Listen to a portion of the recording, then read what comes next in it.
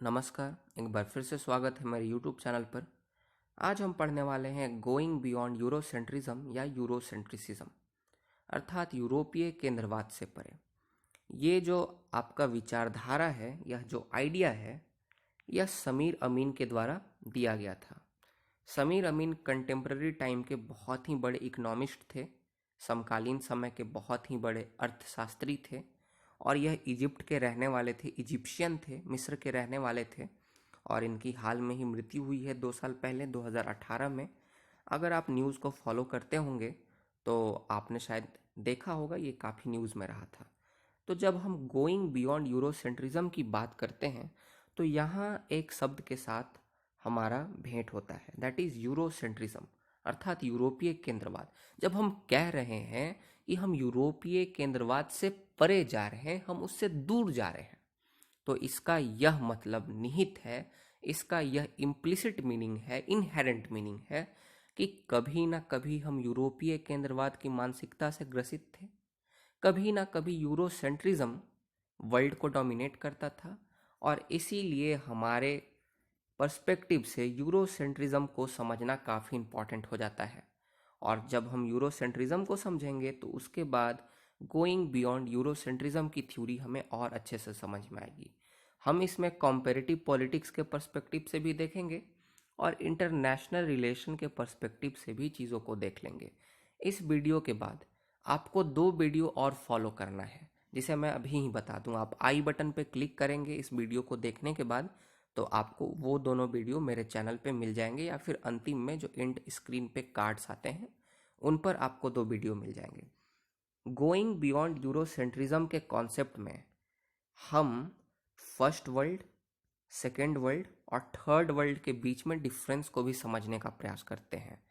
प्रथम विश्व के देश, द्वितीय विश्व के देश और तृतीय विश्व के देश, इन तीनों के बीच में डिफरेंसेस, इनके कैरेक्टरिस्टिक्स को समझने का प्रयास करते हैं।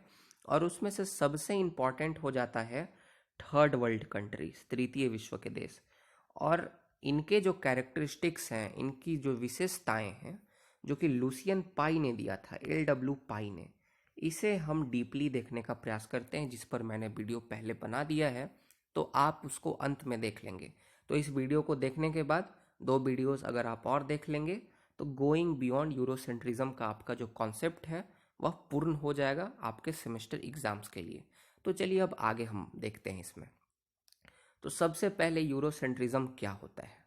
तो Eurocentrism is nothing but the idea which talks about the supremacy of Europe in all the dimensions. जो यूरोसेंट्रिज्म है, जो यूरोपीय केंद्रवाद है, यह एक विचारधारा है जो कि कहता है कि यूरोप सर्वश्रेष्ठ है सभी आयामों में। यूरोप सभी आयामों में, सभी स्फीयर्स में सर्वश्रेष्ठ है। वह इतिहास की बात करो, संस्कृति की बात करो, सभ्यता की बात करो, आप किसी भी आयाम को उठाकर देख लो, पॉलिटिक्स की बात कर लो, सभी आयामों में यूरोप सर्वश्रेष्ठ है। ऐसा मानना है यूरोसेंट्रिज्म के विचारधारा का। आगे वह यह भी कहता है, यह भी बिलीव करता है यूरोसेंट्रिज्म कि जितनी भी चीज़ें हैं वह सब की तुलना यूरोप के संदर्भ में होनी चाहिए।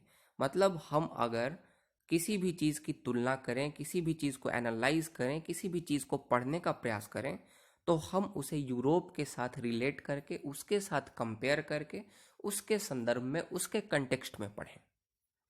आप देख सकते हैं कि यहाँ यूरोप को काफ़ी ज़्यादा एग्जैजरेट किया जा रहा है, यूरोप को काफ़ी अधिक महत्व दिया जा रहा है। एक तरह से आप कह सकते हैं कि यह एक अतिशयोक्ति है। इतना भी यूरोप सुप्रीम नहीं है। हाँ, यह कह सकते हैं कि यूरोप, ये जब यूरोसेंट्रिसिज्म का जो विचारधारा जब पॉपुलर हो रहा था, तो यह 1920 से 1950 के बीच में काफ़ी पॉपुलर रहा।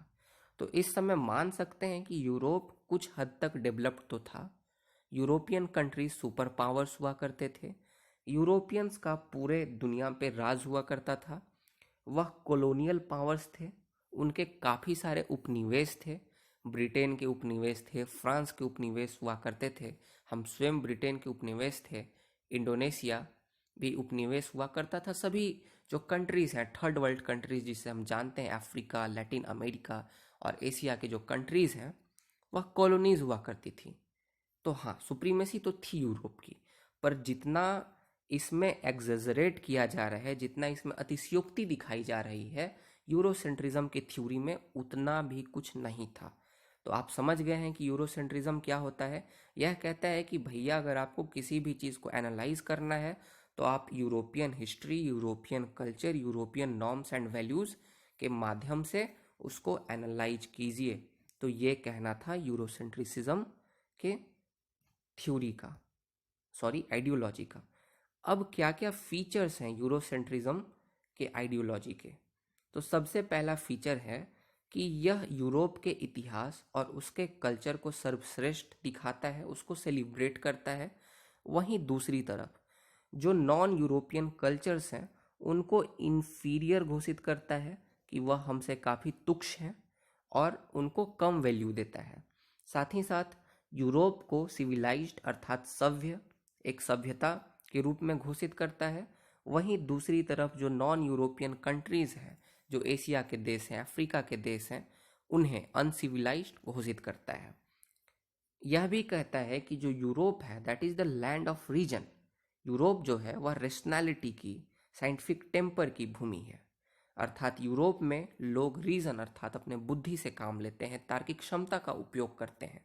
वहीं दूसरी तरफ जो नॉन यूरोपियंस जो है, मेनली जो कंट्रीज़ हैं आपके और जो लोग हैं आपके नॉन यूरोपियन लोग, एशियंस हैं, अफ्रीकन्स हैं, दे आर सुपरस्टिशियस। अर्थात वह अंधविश्वासी होते हैं, उनमें रेशनैलिटी नहीं होती, वह साइंटिफिक टेम्पर लैक करते हैं, ऐसा मानना है यूरोसेंट्रिज्म का। उसके बाद Europe is the land of philosophy, thoughts and modern political concepts. यूरोपीय केंद्रवाद का मानना है कि जो यूरोप है वह दार्शनिकों की भूमि रही है, विचारों की भूमि रही है, और जो मॉडर्न पॉलिटिकल कॉन्सेप्ट्स हैं जैसे डेमोक्रेसी, इक्वालिटी, लिबर्टी, फ्रैटर्निटी, यह सब यूरोपियन थिंकर्स की देन है। जॉन लॉक की आप बात कर लें, आप रूसो की बात कर लें, आप अगर मिडाइवल पीरियड में मैकियावेली की बात कर लें, तो सभी आपको, हॉब्स की बात करें अगर आप थोड़ा आगे आएंगे मैकियावेली के बाद में, तो सभी यूरोपियन थिंकर्स हैं और सभी ने डेमोक्रेसी के कॉन्सेप्ट को, इक्वालिटी, लिबर्टी, जस्टिस के कॉन्सेप्ट को इवॉल्व करने में काफ़ी ज़्यादा मदद किया है। वहीं दूसरी तरफ यह मानते हैं कि जो नॉन यूरोपियंस हैं, जो एशियंस हैं, वहाँ फ़िलॉसफीज़ ज़्यादा पॉपुलर नहीं है, वहाँ फ़िलोसफर्स ज़्यादा नहीं थे।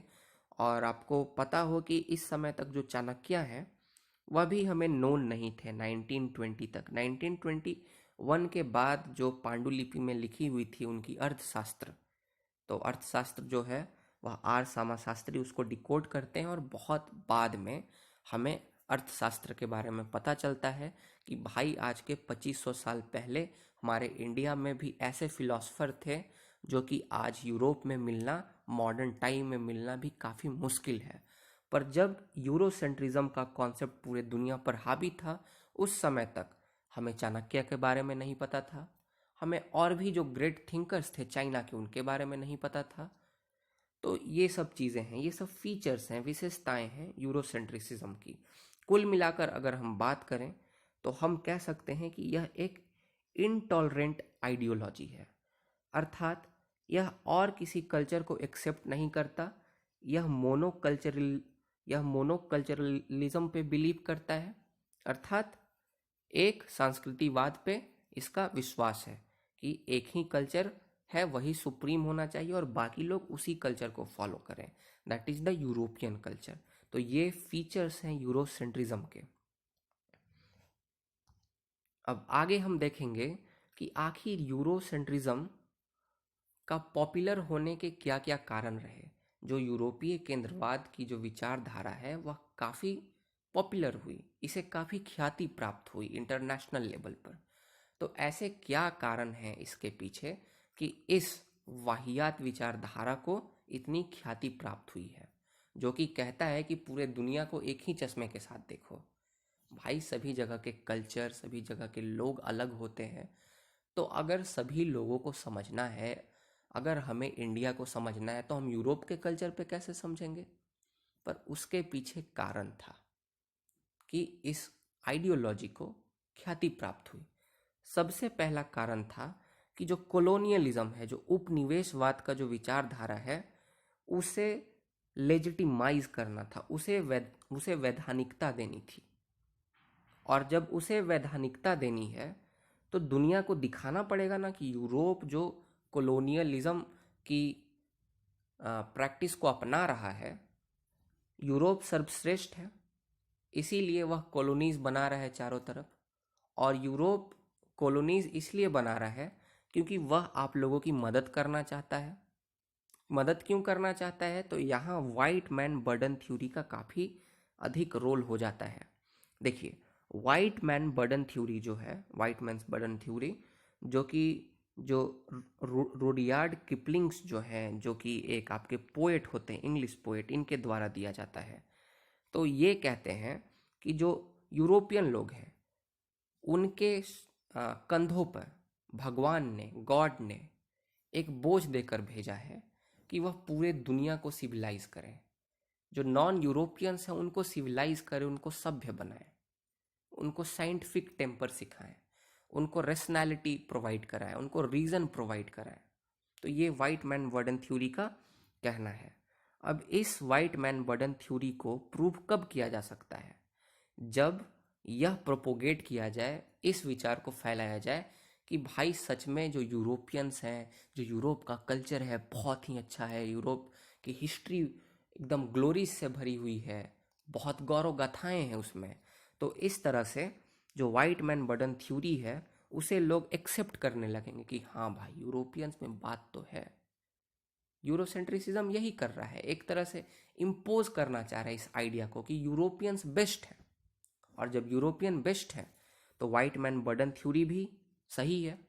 और जब वाइट मैन बर्डन थ्योरी सही है तो इसी वाइट मैन बर्डन थ्योरी का सहारा लेकर वह उपनिवेश बना रहे हैं चारों तरफ। उस समय बना रहे थे कि हम आपको उपनिवेश इसलिए बना कर रखे हैं क्योंकि हम आपको सिविलाइज करना चाहते हैं, हम आपको रेशनैलिटी प्रोवाइड कराना चाहते हैं, हम आपको साइंटिफिक टेम्पर सिखाना चाहते हैं।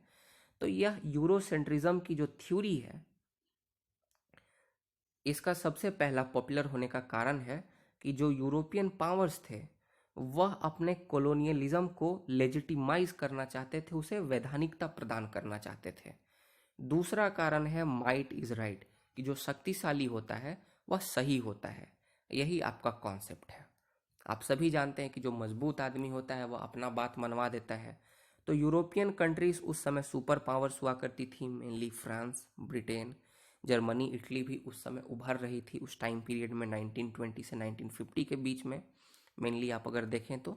और ये जो सुपर पावर्स थे, ये जो माइट थे, यह यूरोसेंट्रिज्म के आइडियोलॉजी को प्रोपोगेट कर रहे थे।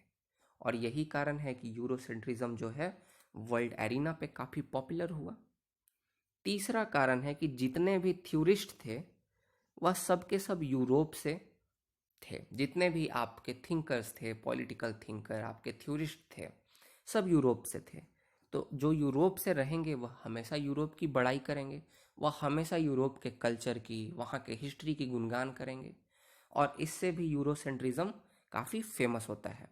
उसके बाद inferiority complex in non Europeans, जो गैर यूरोपीय लोग थे उनके अंदर हीन भावना का विकास हो गया। वह सोचने लगे कि भाई बात तो सही है, यूरोपियंस गोरे होते हैं और ऐसे भी अगर कोई गोरा आ जाए, वह बस इंग्लिश बोलता हो, उसे क्या नॉलेज हो, उसको फोटोसिंथेसिस की डिफिनेशन आती हो नहीं आती हो, that does not matter to Indians. अगर वह गोरा है, अगर देखने में अगर थोड़ा सही है, तो भैया ही इज सुप्रीम। तो इस तरह का कॉन्सेप्ट उस समय भी था। और जो लोग हैं उन्होंने अपने अंदर हीन भावना को डेवलप कर लिया था कि हम लोग तो सच में कमज़ोर हैं।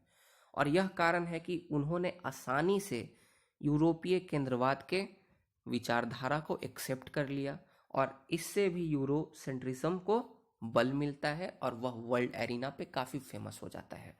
तो यह आपके मेन 4 रीज़न होते हैं, 4 फैक्टर्स होते हैं, कॉजेस होते हैं फॉर द यूरोसेंट्रिज्म, कि यह जो विचारधारा है यह वर्ल्ड प्लेटफॉर्म पे क्यों फेमस होती है? तो इन 4 कारणों के वजह से ये जो यूरोसेंट्रिज्म है इसकी विचारधारा काफ़ी फेमस हो जाती है। अब उसके बाद हम यूरोसेंट्रिज्म और कॉम्पेरेटिव पॉलिटिक्स के बीच में रिलेशन को देखने का प्रयास करेंगे।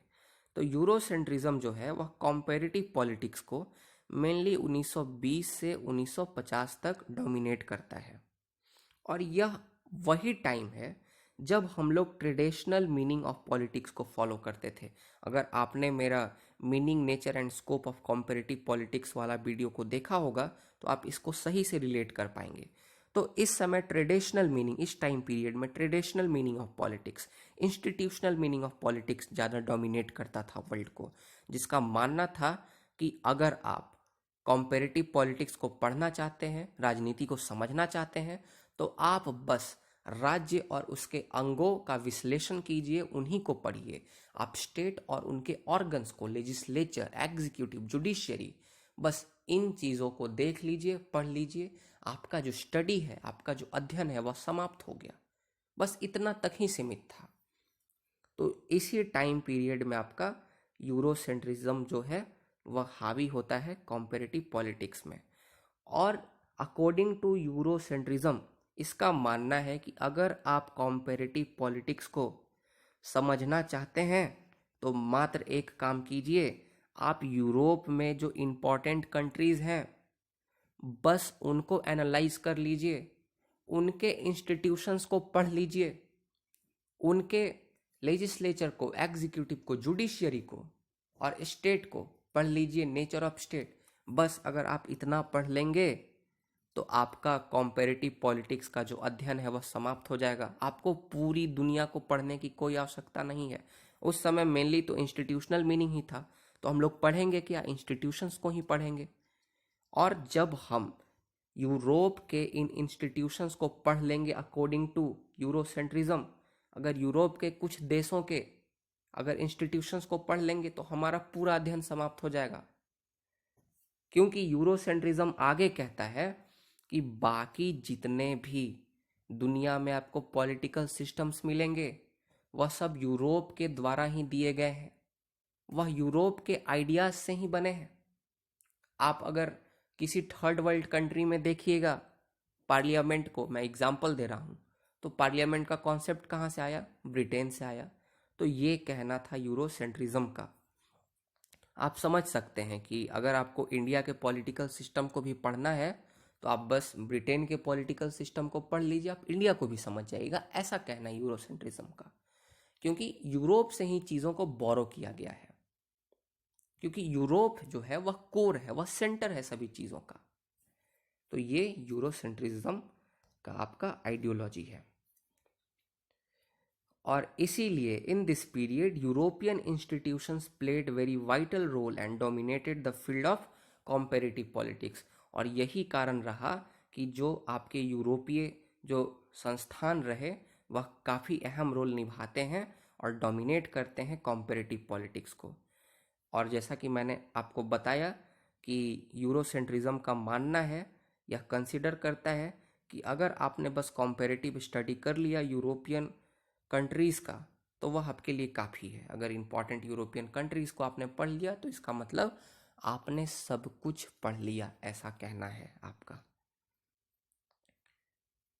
क्योंकि on the basis of European institution and political system one can easily understand the non European political system as well.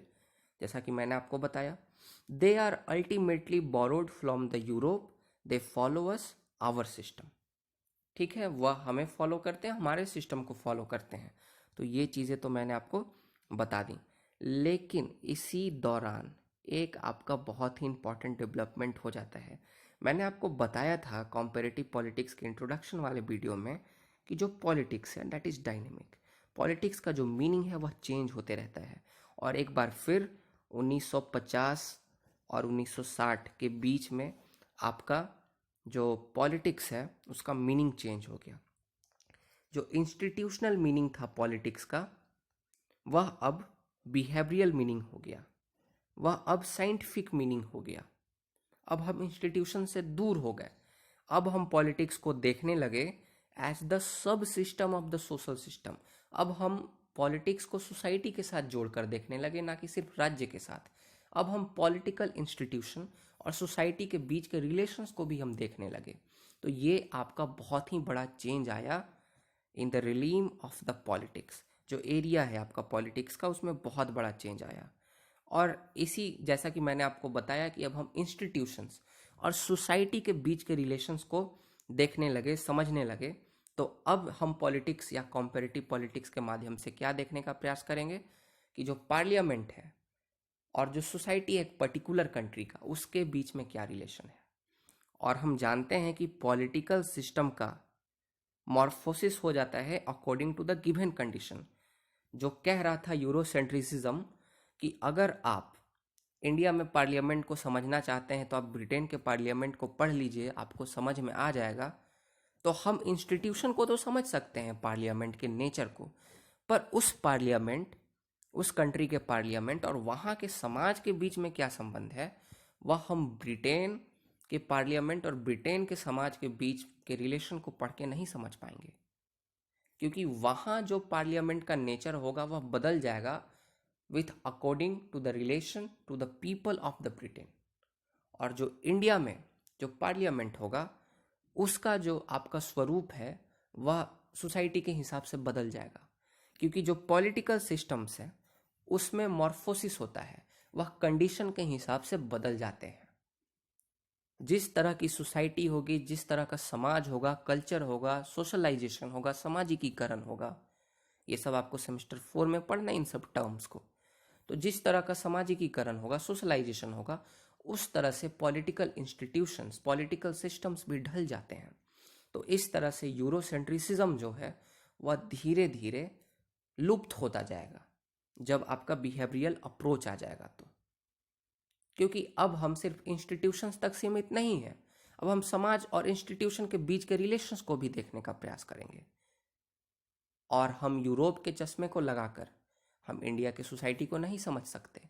और जब हम यूरोप के चश्मे से इंडिया के सोसाइटी को नहीं समझ सकते तो हम इंडिया के पार्लियामेंट और उसके सोसाइटी के बीच के रिलेशन को भी नहीं समझ सकते। और इसीलिए हमें इंडिया को स्पेसिफिकली पढ़ना होगा, ना कि सिर्फ यूरोप के किसी एक कंट्री को पढ़ के उसके साथ हम ऐसा मान कर चलेंगे कि हम समझ गए इंडिया को। और इसके लिए हमें इंडिया के कल्चर को समझना होगा, हमें इंडिया की हिस्ट्री को समझना होगा। और इसीलिए यहाँ से अराइज होता है कॉन्सेप्ट आपका गोइंग बियॉन्ड यूरोसेंट्रिसिज्म। अब हम यूरोपीय केंद्रवाद से दूर जा रहे हैं। तो ये आपका पूरा कॉन्सेप्ट है। और ये जो गोइंग बियॉन्ड यूरोसेंट्रिसिज्म का कॉन्सेप्ट है, ये कब आता है? तो जब पॉलिटिक्स का मीनिंग चेंज हो जाता है, पॉलिटिक्स का जब बिहेवियरल मीनिंग हो जाता है। तो यहाँ तक हम समझ गए हैं। अब क्या क्या कारण रहे कि जो गोइंग बियॉन्ड यूरोसेंट्रिसिज्म का जो कॉन्सेप्ट है यह फेमस हो गया वर्ल्ड एरिना में। तो सबसे पहला कारण रहा सेकेंड वर्ल्ड वार।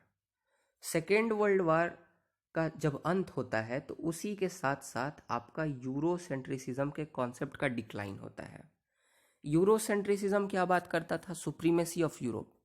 लेकिन द्वितीय विश्व युद्ध के बाद यूरोप सर्वश्रेष्ठ नहीं रहा, क्योंकि जो ब्रिटेन और फ्रांस और जर्मनी और इटली जैसे देश थे, खैर इटली और जर्मनी तो हार ही गए, और फ्रांस और ब्रिटेन जीत कर भी हार गए, वह काफ़ी कमज़ोर हो गए। इसीलिए उनकी जो सुप्रीमेसी थी वह वर्ल्ड लेवल पर थोड़ी थोड़ी कम होने लगी। और इसी कारण आपका यूरोसेंट्रिज्म का कॉन्सेप्ट का डिक्लाइन होने लगा। और इसी के साथ साथ गोइंग बियॉन्ड यूरोसेंट्रिज्म का कॉन्सेप्ट जो है दूसरी ओर आगे बढ़ने लगा, पीक पे पहुंचने लगा। तो ये सबसे पहला कारण है। फिर नेशनल मूवमेंट इन कंट्रीज। यूरोसेंट्रिसिज्म का क्या आपका बेस था? उसका बेस था कि वह जो नॉन यूरोपियन लोग हैं उनके बीच में इन्फीरियर कॉम्प्लेक्स को, हीन भावना को उत्पन्न कर देता था कि तुम सब कमज़ोर हो, हम सब बेहतर है, प्रोपोगेंडा फैलाकर, प्रचार प्रसार करके। लेकिन जब नेशनल मूवमेंट्स, आज़ादी के लिए, जब स्वतंत्रता के लिए आपके जब मूवमेंट्स लगे होने, आंदोलन लगे होने, राष्ट्रीय आंदोलन लगे होने काफ़ी अन्य देशों में, जैसे हमारे इंडिया में हुआ, तो जो नेशनल थिंकर्स थे उन्होंने अपने लोगों के कल्चर के बारे में बताया, उनको यह समझाने का प्रयास किया कि आपका कल्चर बहुत ही बेहतर है, बहुत ही उत्तम है, आपके कल्चर में बहुत सारी स्पेशलिटीज़ हैं, बहुत सारी विशेषताएं हैं। और फिर लोगों ने अपने कल्चर पर गर्व करना शुरू कर दिया और उनके मन में जो हीन भावना थी, और इस हीन भावना के कारण वह सोचते थे कि हमारा कल्चर तो खराब है, सच में यूरोप का कल्चर, उसका इतिहास बहुत अच्छा है, इसीलिए वह यूरोपीय केंद्रवाद को एक्सेप्ट करते थे। तो वह अब यूरोपीय केंद्रवाद को एक्सेप्ट करना छोड़ दिया उन्होंने, और इसी के साथ साथ आपका यूरोपीय केंद्रवाद से परे जो विचारधारा है इसकी उन्नति हुई, क्योंकि वह लोग अपने कल्चर पे लगे एक तरह से गर्व करने कि our culture is also awesome, our culture is also good. तीसरा आपका decolonisation and rise of third world. आपका जब स्वतंत्र होते हैं देश, जब डीकोलोनाइजेशन हो जाता है, जब उपनिवेशवाद का अंत होता है, और जब थर्ड वर्ल्ड कंट्रीज जब आपके आ जाते हैं, अर्थात जो कंट्रीज इंडिपेंडेंट होते हैं एशिया में, अफ्रीका में और लैटिन अमेरिका में, India, Indonesia, Pakistan, these are the examples of the third world countries in Africa, Asia and Latin America। तो ये जब देश आज़ाद हो जाते हैं तो फिर ये जो गोइंग बियॉन्ड यूरोसेंट्रिसिज्म का कॉन्सेप्ट है यह और ज़्यादा रिलीवेंट बन जाता है, यह और ज़्यादा प्रासंगिक बन जाता है, क्योंकि अब आपको बहुत बड़ा स्कोप मिल गया पढ़ने के लिए। तो आप यूरोप को छोड़कर आप अब बाहर निकलिएगा, क्योंकि आपके पास बहुत सारे एरियाज़ हो गए। आपको इंडिया को भी पढ़ने का मन करेगा, आपको नाइजीरिया को भी पढ़ने का मन करेगा, आपको और भी थर्ड वर्ल्ड कंट्रीज़ को समझने का मन करेगा, क्योंकि यहाँ जो चीज़ें हैं यह और कॉम्प्लेक्स हैं, क्योंकि यहाँ जो कल्चर है यहाँ बहुत ज़्यादा डाइवर्सिटी है। और यही कारण है कि जो थिंकर्स हैं, जो कॉम्पेरेटिव पॉलिटिक्स के एनालिस्ट होते हैं, वह इंटरेस्ट लेने लगते हैं थर्ड वर्ल्ड कंट्रीज़ में, और गोइंग बियॉन्ड यूरोसेंट्रिसिज्म का जो कॉन्सेप्ट है यह और ज़्यादा फेमस हो जाता है, जिसका मानना था कि भाई हम यूरोप को मापदंड मानकर किसी और चीज़ को नहीं समझेंगे। अगर हमको इंडिया के इंस्टीट्यूशंस को समझना है तो हमें इंडिया के कल्चर, उसके पर्सपेक्टिव से उसके पॉलिटिकल इंस्टीट्यूशंस को समझना होगा। जो यूरोपियन, नॉन यूरोपियन कंट्रीज़ हैं वह सेंटर नहीं हो सकते स्टडी के लिए। अगर हमें थर्ड वर्ल्ड कंट्री के लोगों के बिहेवियर को जानना है, अब बिहेवियरल अप्रोच में हम क्या देखते थे, तो हम राजनीति के माध्यम से जो लोग हैं सोसाइटी में उनके बिहेवियर को भी जानने का, प्रिडिक्ट करने का प्रयास करते थे। तो इसका मानना है कि अगर आप थर्ड वर्ल्ड कंट्रीज़ में अगर लोगों के बिहेवियर को अगर समझना चाहते हैं, अगर वहाँ के इंस्टीट्यूशंस और वहाँ के लोगों के बिहेवियर के बीच में रिलेशन देखना चाहते हैं, तो आपको उस कंट्री के कल्चर, ट्रेडिशन, हिस्ट्री का सहारा लेना पड़ेगा, ना कि यूरोप के कल्चर और हिस्ट्री का सहारा लेना पड़ेगा। तो ये आपका हो गया तीसरा कारण। और चौथा कारण है आपका rise of non European theorist. पहले जो मेनली आपके थिंकर्स हुआ करते थे वह यूरोप से ही बिलोंग किया करते थे, और यही कारण है कि वह यूरोप के प्रति बायस्ड थे, वह यूरोप को ज़्यादा फेवर करते थे, वह न्यूट्रल नहीं थे। वहीं अब अगर देखिएगा तो नॉन यूरोपियन थ्योरिस्ट जो हैं वह भी काफ़ी ज़्यादा आगे आने लगे 1960s के आसपास में। आप अमेरिकन थिंकर को देख सकते हैं, जॉन रॉल्स को देख सकते हैं, आप समीर अमीन, मैंने आपको एग्जाम्पल बता ही दिया, आप हमीद देबसी को देख सकते हैं, ये एक बहुत इम्पॉर्टेंट नाम है जो कि अभी नॉन यूरोपियन सेंट्रिक कॉन्सेप्ट को आगे लेकर चल रहे हैं, मतलब गोइंग बियॉन्ड यूरोसेंट्रिसिज्म को प्रमोट कर रहे हैं। तो ये कुछ नाम है। तो ये जब नॉन यूरोपियन थ्योरिस्ट जो हैं ये जब आगे आए तो यह न्यूट्रल होकर चीज़ों को देखने लगे, और इन्होंने गोइंग बियॉन्ड यूरोसेंट्रिसिज्म को प्रमोट किया। प्रमोट इसलिए किया कि यह ज़्यादा एम्पिरिकल अप्रोच था, यह ज़्यादा साइंटिफिक था, क्योंकि इससे जो कॉम्पेरेटिव पॉलिटिक्स था यह ज़्यादा मीनिंगफुल बनता था। कि अगर आप किसी थर्ड वर्ल्ड कंट्री के इंस्टीट्यूशन को समझना चाहते हैं तो आप वहाँ के कल्चर, वहाँ के हिस्ट्री का मदद लेकर उसको समझने का प्रयास कीजिएगा। यह ज़्यादा साइंटिफिक है, आपको सही से समझ में आएगा, आपके रिजल्ट एक्यूरेट होंगे। तो ये सब चीज़ें हैं। उसके बाद फीचर्स ऑफ गोइंग बियॉन्ड यूरोसेंट्रिसिज्म। तो आपके क्या क्या फीचर्स हैं, विशेषताएं हैं। तो सबसे पहला, जो आपका गोइंग बियॉन्ड यूरोसेंट्रिज्म का जो विचारधारा है, यह थर्ड वर्ल्ड कंट्रीज को ज़्यादा महत्व देता है। थर्ड वर्ल्ड कंट्रीज को, इसका ये मतलब नहीं है कि यह बायस्ड है towards the third world countries. यह थर्ड वर्ल्ड कंट्रीज को इसलिए ज़्यादा महत्व दे रहा है क्योंकि वह ज़्यादा कॉम्प्लेक्स है, उनको समझना काफ़ी मुश्किल है, और वह अभी अभी एग्जिस्टेंस में आए हैं, इसीलिए उनको समझने में जो इंटरेस्ट है वह ज़्यादा है थिंकर्स का, इसीलिए ज़्यादा महत्व दिया जा रहा है। साथ ही साथ यह टॉलरेंट आइडिया है। यह ऐसा नहीं करता कि किसी एक पर्टिकुलर कंट्री का कल्चर, वहाँ का हिस्ट्री सबसे सुप्रीम है, उससे बड़ा तो कुछ है ही नहीं, ऐसा नहीं करता। सभी कल्चर, सभी जो वहाँ की हिस्ट्री है, सबको रिस्पेक्ट करता है, टॉलरेंट है।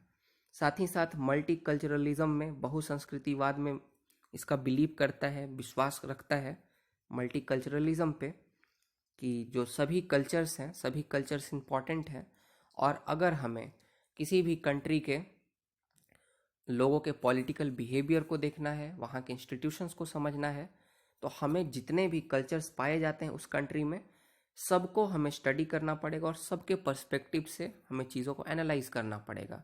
यहाँ हमें पारसीज के कल्चर को भी देखना पड़ेगा, मुस्लिम्स के कल्चर को, हिंदू के कल्चर को देखना पड़ेगा, अगर हम इंडिया के पॉलिटिकल इंस्टीट्यूशंस की बात करें। साथ ही साथ अगला फीचर है कि यह मॉडर्न डेफिनेशन ऑफ पॉलिटिक्स को फॉलो करता है।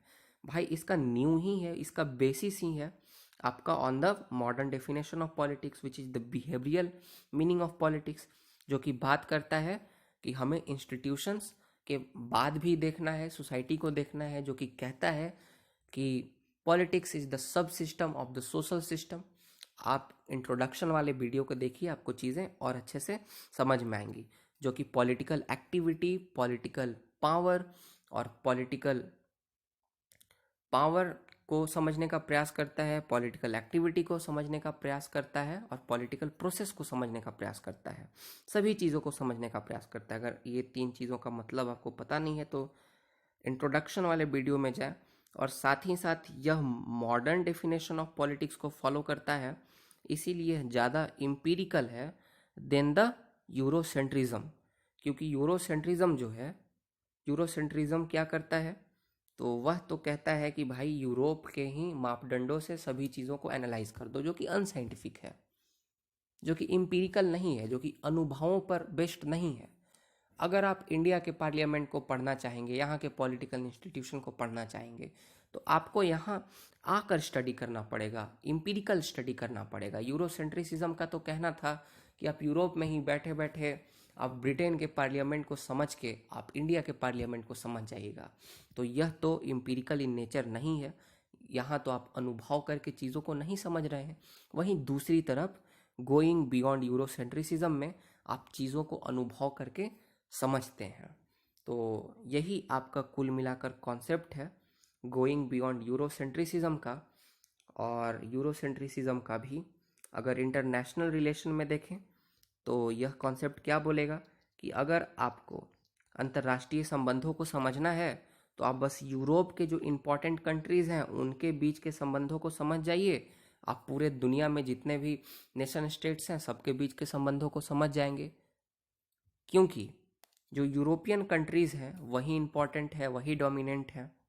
तो आपको बाकी कंट्रीज़ को देखने का, उनके बीच के संबंधों को जानने का कोई आवश्यकता नहीं है, क्योंकि उससे वर्ल्ड एरिना पे कोई फ़र्क नहीं पड़ने वाला। क्योंकि एक कमज़ोर व्यक्ति अगर कोई ज़्यादा कुछ करना चाहे तो थोड़ी कर पाएगा, इसलिए शक्तिशालियों को सिर्फ देख लो, उससे पता चल जाएगा कि इंटरनेशनल सिस्टम में अभी क्या सिचुएशन है। तो यही बात करेगा ये जो यूरोसेंट्रिसिज्म का जो कॉन्सेप्ट है इंटरनेशनल रिलेशंस में भी। तो एक तरह से गोइंग बियॉन्ड यूरोसेंट्रिसिज्म जो है, it is the reactive ideology जो कि यूरोसेंट्रिसिज्म के खिलाफ लाया गया। यह एक टॉलरेंट आइडियोलॉजी है जो कि मल्टी कल्चरलिज्म में बिलीव करता है। यह मॉडर्न डेफिनेशन ऑफ पॉलिटिक्स को फॉलो करता है, इम्पीरिकल इन नेचर है, थर्ड वर्ल्ड कंट्रीज को इम्पोर्टेंस देता है, और इसका मानना है कि अगर आप किसी भी चीज़ को एनालाइज कर रहे हैं तो आप उसके पर्टिकुलर कल्चर के हिसाब से, उसके ट्रेडिशन, नॉर्म्स, वैल्यूज़ के हिसाब से उस चीज़ को समझने का प्रयास करेंगे। इसके बाद आपका इसमें एक टॉपिक और ऐड होगा जो कि मैंने अलग से वीडियो बनाया था, मैंने शुरू में भी बताया, आप उसको ज़रूर देख लीजिएगा। Difference between the first world country, second world and the third world countries and the characteristics of the third world countries, क्योंकि ये जो चीज़ें हैं ये आपका गोइंग बियॉन्ड यूरोसेंट्रिसिज्म में ही आता है और आपको क्वेश्चन भी देखने को मिलता है कि what are the characteristic of the third world countries. तब लोग कहते हैं कि क्वेश्चन आउट ऑफ सिलेबस था सर, ऐसा तो कुछ लिखा ही हुआ नहीं है कॉम्पेरेटिव पॉलिटिक्स के सिलेबस में। तो मेरे भाई, गोइंग बियॉन्ड यूरोसेंट्रिसिज्म टॉपिक लिखा हुआ है, इसमें बहुत सारी चीज़ें आती हैं। तो मुझे उम्मीद है आपको ये लेक्चर पसंद आया होगा। अगर आपको लेक्चर पसंद आया, अगर आपको चीज़ें समझ में आई, तो इस वीडियो को लाइक करें, अपने दोस्तों के पास शेयर करें और पढ़ते रहें विद पढ़ो तो ऐसे। बहुत बहुत धन्यवाद।